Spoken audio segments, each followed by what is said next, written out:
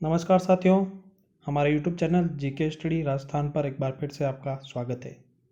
साथियों, आज के इस वीडियो में हम आपके लिए लेकर आए हैं कक्षा 8 की सामाजिक विज्ञान की जो पाठ्य पुस्तक है उसके अंदर से 20 जो अति महत्वपूर्ण प्रश्न जो है हम देखने वाले हैं। अध्याय 1 के देखने वाले हैं हम 20 महत्वपूर्ण प्रश्न।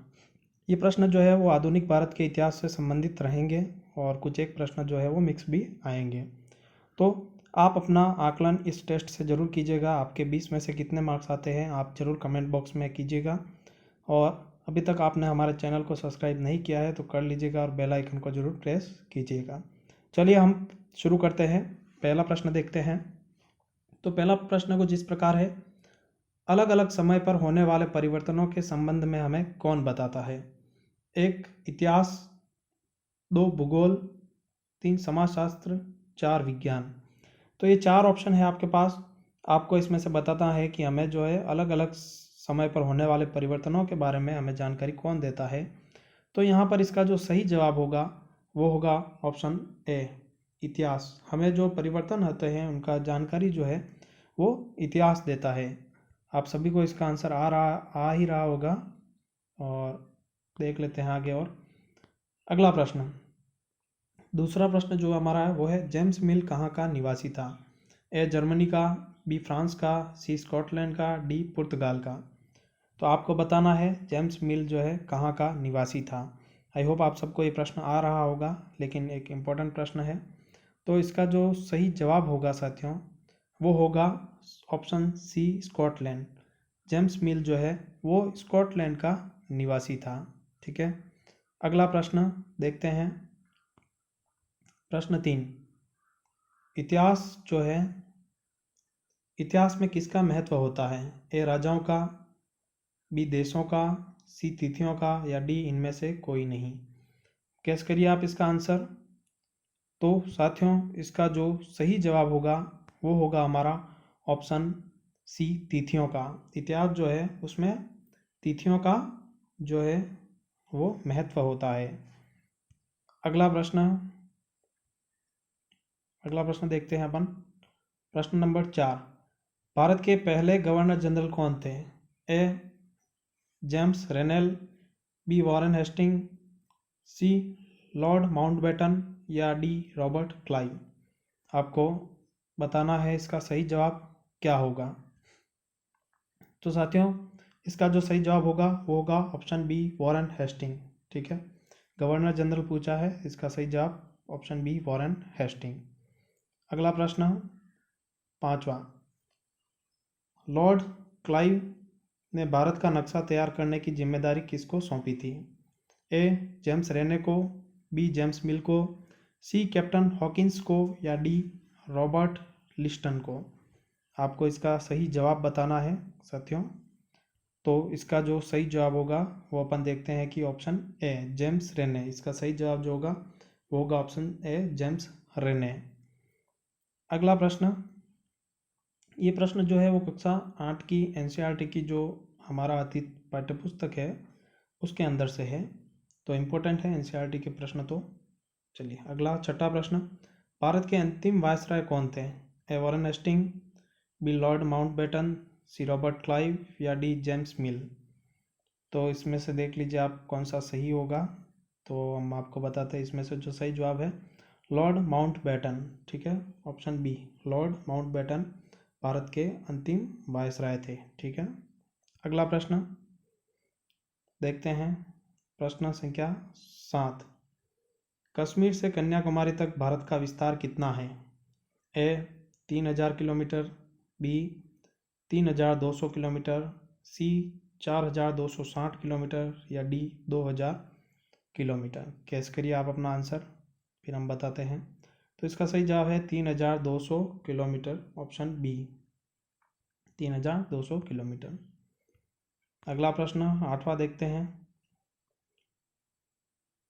लोग इतिहास को किससे जोड़कर देखने की कोशिश करते हैं?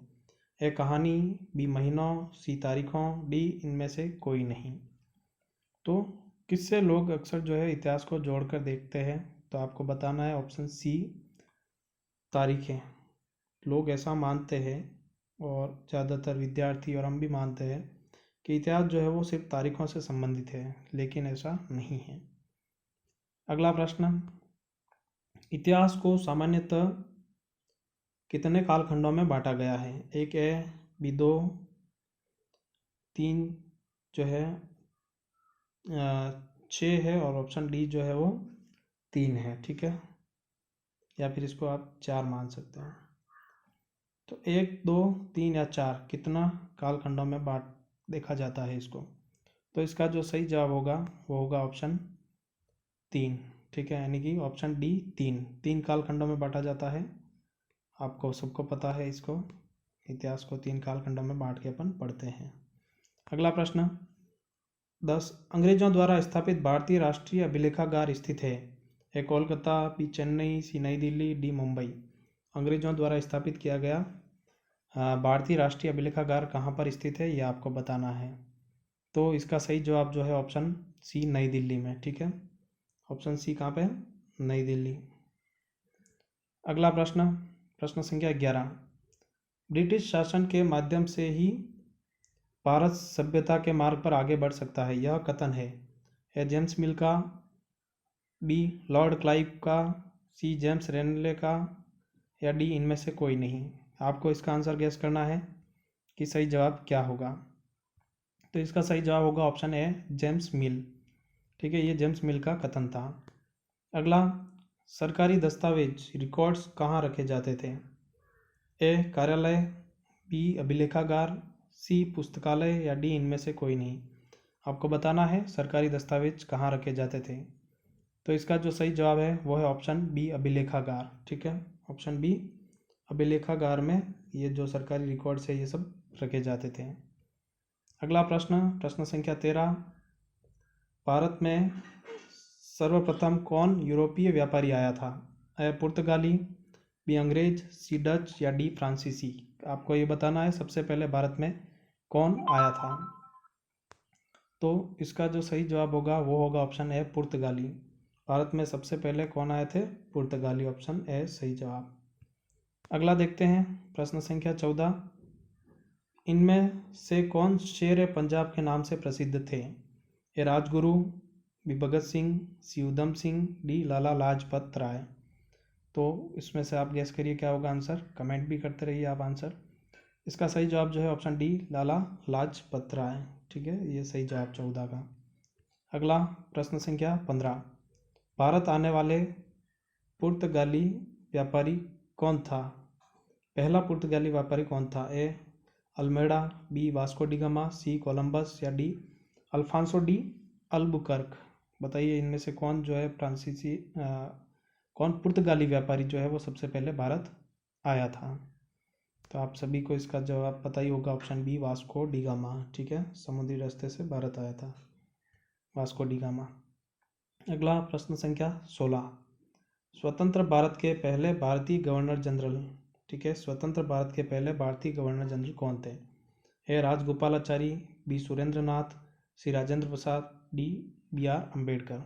चलिए बताइए इसमें से, गेस करिए इसका क्या आंसर सही होगा। तो इसका जो सही जवाब होगा राजगोपालाचारी। ठीक है, ऑप्शन ए राजगोपालाचारी इसका सही जवाब होगा। अगला प्रश्न, प्रश्न संख्या 17, ईस्ट इंडिया कंपनी की स्थापना कब की गई? ए 1600 में, बी 1602, सी 1608, डी 1615। तो इसका सही जवाब जो है वो है ऑप्शन ए 1600।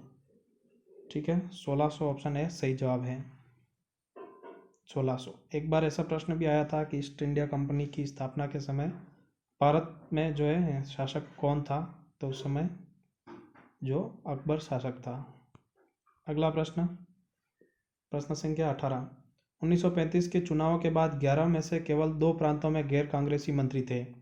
ए बंगाल और पंजाब, बी असम और केरल, सी बंगाल और असम, और डी पंजाब और केरल। आपको इसका सही जवाब बताना है।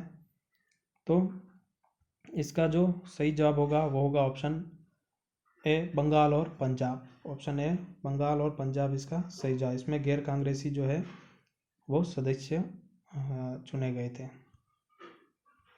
अगला प्रश्न 19वां, वेद बंगाल में देव शासन की नींव किसने रखी थी? तेज शासन की नींव किसने रखी? A Warren Hasting, B Mir Jafar, C Robert Clive, D Cornwallis. तो इसका सही जवाब जो होगा वो होगा ऑप्शन सी, अपना रॉबर्ट क्लाइव।